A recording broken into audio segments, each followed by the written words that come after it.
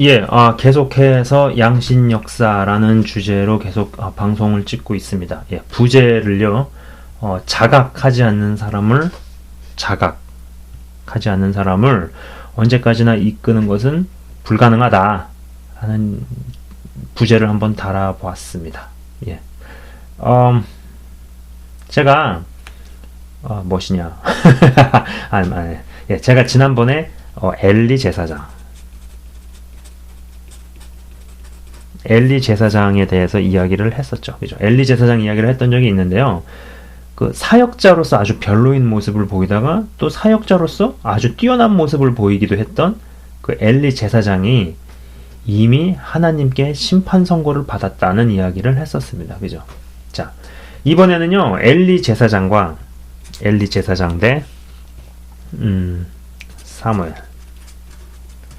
엘리 제사장과 사무엘을 비교 분석해 보고자 합니다. 우선 사무엘상 2장 22절에서 25절, 그 다음에 사무엘상 8장 1절에서 4절, 그리고 사무엘상 15장 35절을 찾아서 읽어보시면 도움이 좀 더 되지 않을까 싶네요. 네. 우선 사무엘상 2장 22절에서 25절과 사무엘상 8장 1절에서 4절을 읽어보시면요. 엘리와 사무엘의 공통점을 쉽게 발견할 수 있습니다. 엄밀히 말해서 둘 다 자식 농사에 실패했다. 그죠? 자식 농사에 실패했죠. 그죠? 우선 2장 25절을 읽어보면요. 하나님께서 이미 그들을 다 죽이시기 위해서 엘리의 자식들이 아버지의 말에 귀 기울이지 않는 모습이 나옵니다. 저는 이 대목에서 이미 엘리의 자식들을 통해서 전이 되고 흐르는 악을 이제 제가 재치기가 나오려다가 말아가지고 이미 그들을 다 죽이시기 위해서 엘리의 자식들이 아버지의 말에 귀 기울이지 않는 장면이 나오죠. 그죠? 저는 이 대목에서 이미 엘리의 자식들을 통해서 전이 되고 흐르는 악을 끊어버리고 뒤엎을 수 있는 타이밍은 이미 놓쳐버렸고 가정 안에 악이 자리를 잡을 대로 잡아버려서 이제는 아버지가 훈계하는 말이 어떤 권위도 위엄도 능력도 없는 어떤 명목상의 잔소리 정도로 전락해버린 것이 아닌가라는 생각을 해봅니다. 말에 어떤 힘도 없는 거죠. 예. 아버지 알기를 우습게 알게 돼버린 거죠. 예. 만약에 상황이 이 정도로 나쁘게 진행이 되기 훨씬 전에 엘리 제사장이 초강수를 썼더라면은 쓰는 사람이었으면 어땠을까라는 생각을 해봅니다. 아마 자식들은 망했어도 엘리는 살지 않았을까 생각해 보는 거죠. 그러면 사무엘은 자신의 자식들에게 어떻게 했을까요?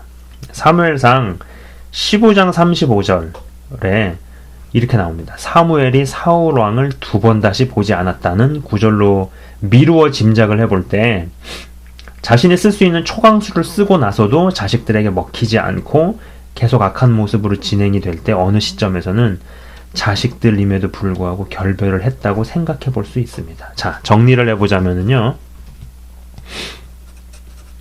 엘리가 있어요. 그죠? 여긴 사무엘에 있습니다. 그죠? 자식들. 악인이죠. 그죠? 여기도 자식들이 악인이죠.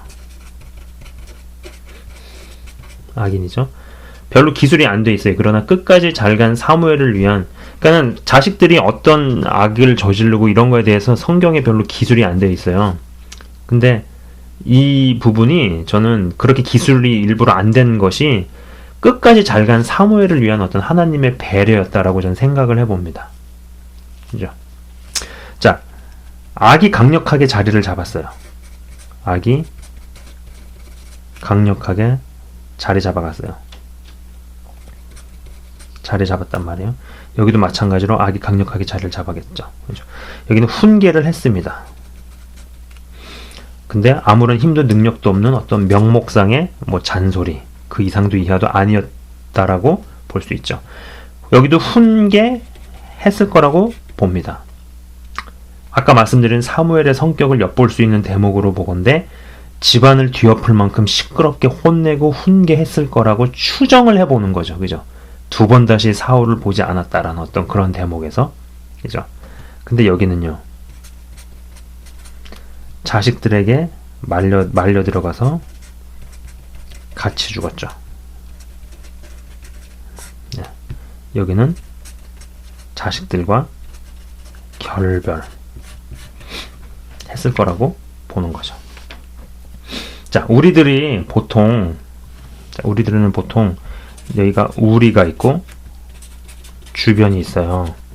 그러면은 주변에다가 영향을 미치고 주변을 바꾸고 사람을 변화시킬 수 있기를 기대합니다. 그죠? 예수 믿는 사람으로서, 하나님을 믿고 따르는 사람으로서 말이죠. 헌데 이것은 생각처럼 쉽지 않고 만만치 않은 거 잘 아시죠? 그래서 결국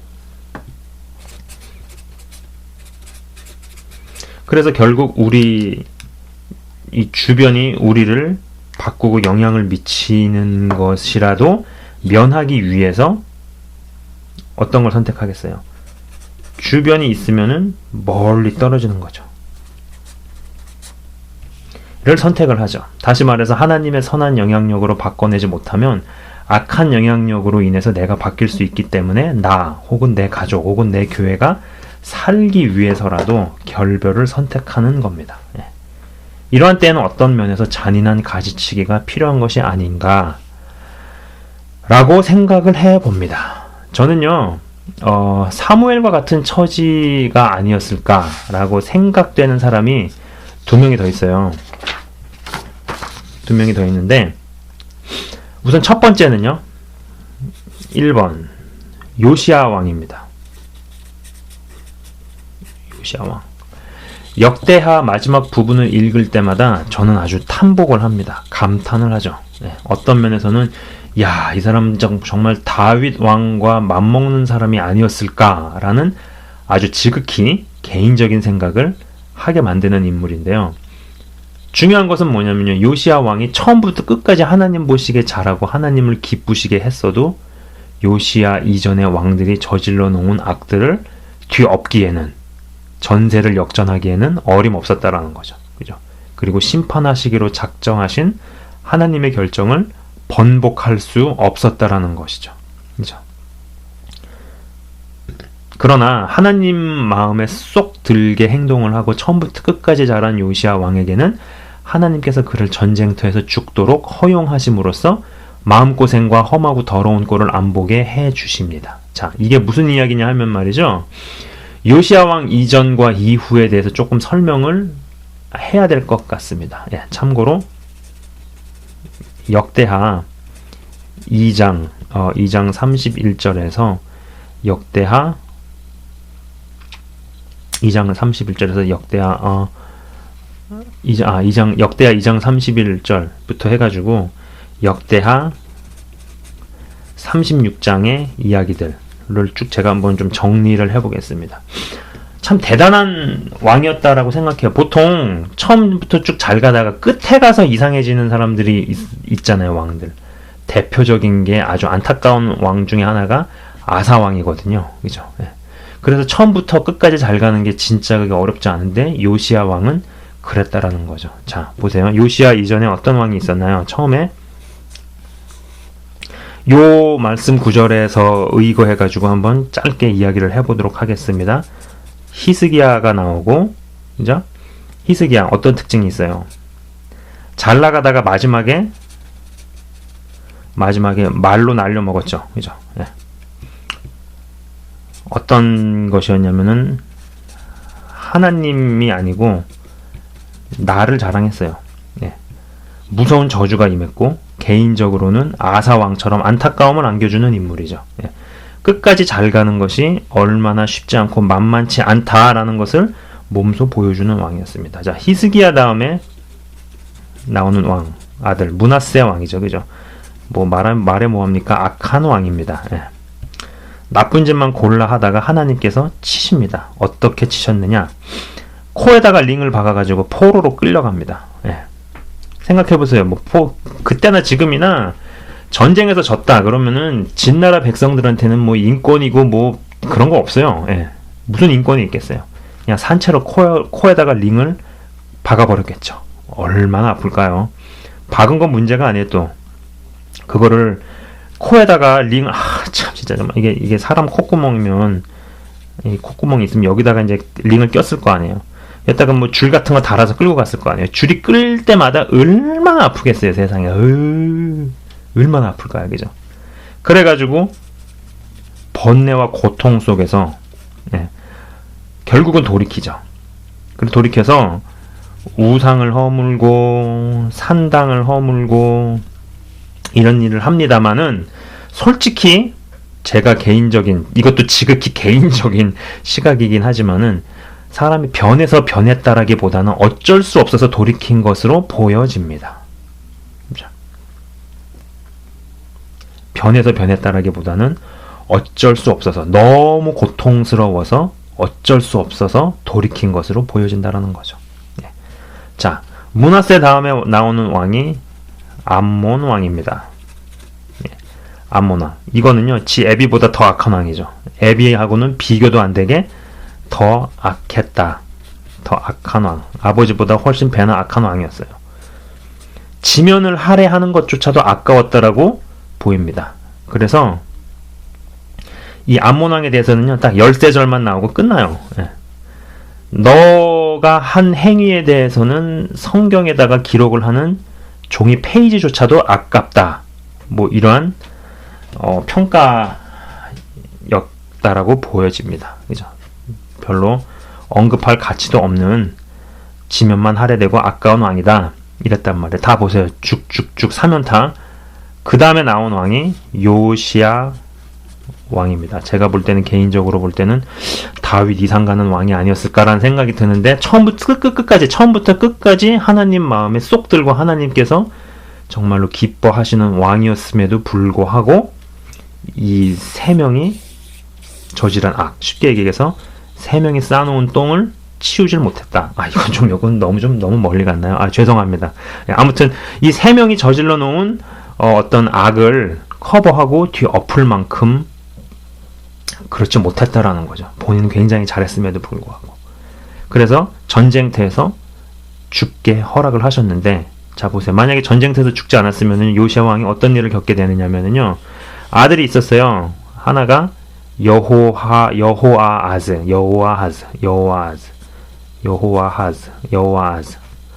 왕이고, 왕이 아니라 아들이 있었고요.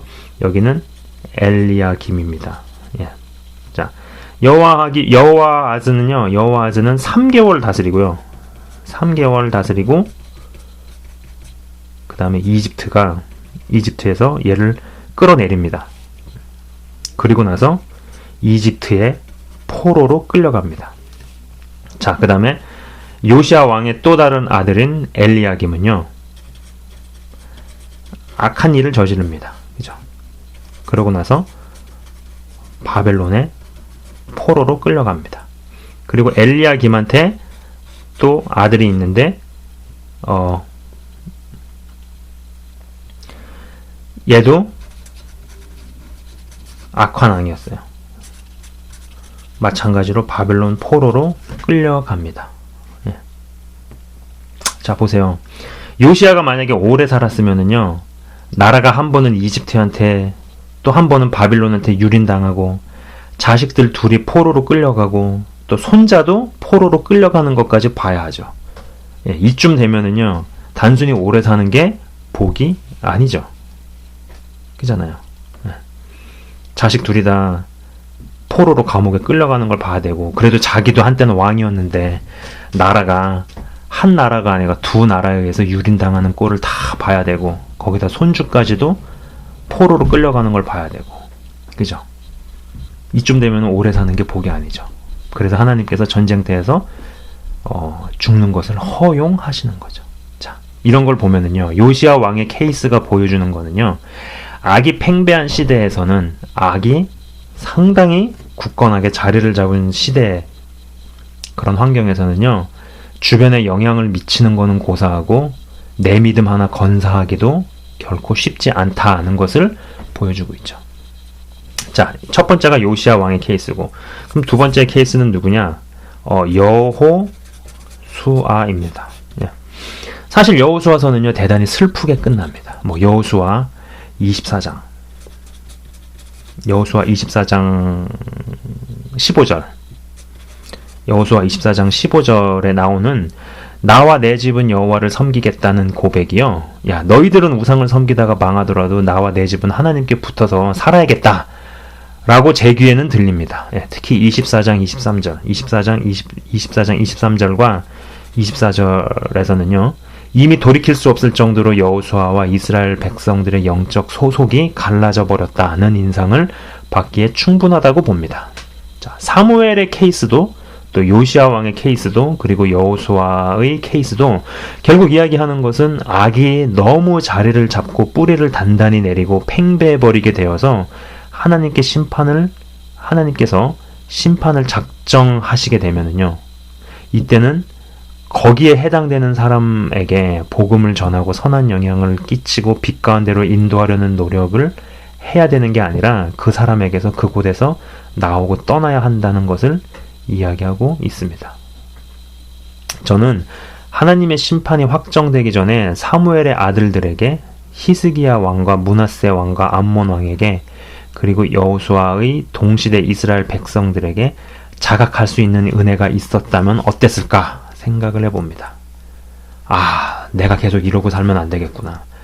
아, 내가 이것을 끊고 버리고 돌이키지 않으면 안 되겠구나. 와 같은 스스로 자각함이 임하지 않고 계속 어둠을 고집하는 사람을 끝까지 인내하면서 끌고 가는 것은 분명히 한계에 부딪히고 원하던 원하지 않던 하나님의 때에 갈리게 되고 나뉘게 된다라는 거죠. 그죠? 부디 방송을 보시는 분들은요, 아무리 현실에서 주변과 주위를 바꿔내는 것이 어렵다 해도 그것이 가능할 수밖에 없도록 영적으로 자라나시는 분들 다 되기를 진심으로 바라봅니다. 예, 그래서 주변을 바꾸고 당장 가정을 바꾸는 것들이 일어나야죠. 솔직히 제 방송 보시는 독자분들 중에서 가정이 너무 힘든 분들 제법 계시거든요. 본인만 믿어. 예, 본인만 예수님을 믿어요. 근데 주변에 가족은 뭐 꿈쩍도 안 하는 거죠. 예, 얼마나 힘이 드시겠어요. 사실 저는 그렇게 생각을 합니다. 뭐 제 방송 쭉 보신 분들 아시겠지만요. 저는 교회보다 가정이 더 중요하다고 생각하는 사람이고요. 그리고 하나님께서 주시는 진짜 복은 가정을 통해서 다 누리도록 하나님께서 설계하셨다라고 저는 믿는 사람이거든요. 예. 건강한 가정이 많아지면 건강한 교회도 많아지겠지만 교회가 건강하다고 가정들도 건강하다라고 말하기는 어렵죠. 그렇죠? 그래서 뭐 가족에 계신 부분들, 뭐 부모님이라든지 남편이라든지 아내라든지 애들이 다 믿음을 갖고 계신 분들도 계세요. 보니까 굉장히 복 받으신 분들이죠. 예, 복 받으신 케이스라고 봅니다. 근데 그렇지 않은 분들 많으세요. 예, 안타깝죠. 참 어머니 구원을 위해서 기도하시는 분도 있고, 뭐 누나는 복음 얘기하면은 무슨 이상한 말만 하시고 뭐 이런 분들도 계시고, 그러니까 좀 안타깝다는 생각이 들어요. 그래서 비록 혼자서 그렇게 막 싸우시는 것 같고 고군분투하시는 것 같아도 정말로 내 안에서부터 믿음과 신앙이 더욱더 영적으로 자라나고 성장을 하셔서 가정에 흐르는 영적인 기류부터 다 뒤엎으셔서 가족 구원을 다 이뤄내시는, 그래서 주 예수를 믿으라 그러면 너와 내 집이 구원을 얻으리라 라는 그 말씀이 이루어지는 것을 저는 보고 싶어요. 그런 간증도 듣고 싶습니다. 그리고 이제 또 하나님의 때가 이르기 전에, 한편으로는요, 하나님의 때가 이르기 전에 하나님께서 어떤 마음을 먹으시고 결정하시기 전에 깨닫고 돌이키고 고치고 바꾸고자 하는 그 자각이 임하는 은혜가 있기를 진심으로 바라는 것이죠. 예. 자, 하나님께서는 오래 참으시는 분이 맞아요. 예. 정말 오래 참으십니다. 우리가 상상을 할 수 없을 정도죠. 그러나 오래 참으시는 분이 끝까지 참지는 않으시더라고요. 예. 끝까지 참지는 않으시죠. 어느 시점이 되면은요, 내가 원하지 않든 원하든 원하지 않든 빛과 어둠으로 갈립니다. 예. 소속이 나뉘게 되고요. 하나님께서 가르시는 일들을 하시겠죠. 그죠? 부디 그러한 때에 스스로 자각하시는 은혜가 다 임하기를 원하고요. 또 그리고 또 그러한 갈등들, 사무엘이나 아니면은 엘리처럼 집안에서 그러한 영적인 싸움을 치열하게 행하시는 분들, 치열하게 경험하시는 분들이 적지 않으신데, 부디 그럼에도 불구하고 소망과 희망을 잃지 마시고 정말로 본인 한 분으로 인해 가지고 가족 주변이 다 변화받고 사는 놀라운 은혜가 있기를 진심으로 소망을 하고 또 기대를 합니다. 예. 지금까지 시청해 주셔서 감사합니다.